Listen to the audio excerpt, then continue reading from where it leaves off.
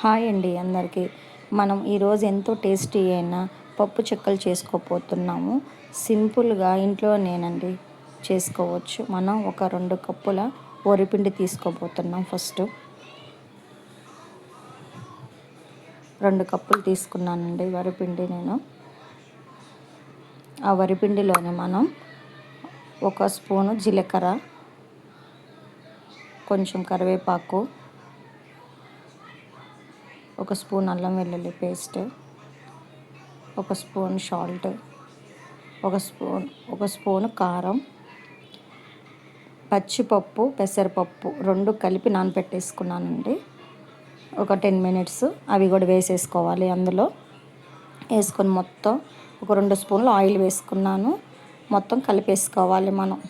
Next వచ్చేసి water heat చేసుకున్నానండి. వేడి వాటరు, గోరువెచ్చని వాటర్ వేసుకొని కలుపుకోవాలి. అట్లా కలుపుకుంటేనే మనకి క్రిస్పీగా కరకరలాడుతూ వస్తాయండి పప్పు చెక్కలు. చల్లటి వాటర్ ఇస్తే రావు. మొత్తం కలిపేసి పక్కన పెట్టేసుకున్నానండి ఒక 1 అవర్ దాకా. నెక్స్ట్ వాటిని ముద్దలు చేసుకున్న వాటిని ఒక్కొక్క దాన్ని పూరి ప్లస్ మీద ప్రెస్ చేశానండి. చేసుకున్న దాన్ని మొత్తం ఆయిల్లో డీప్ ఫ్రై చేసుకున్నాను. ఒక్కొక్కటి వేసుకొని మొత్తం అలా డీప్ ఫ్రై అయిపోయాయండి. తీసుకొని పక్కన పెట్టేసుకోవాలి.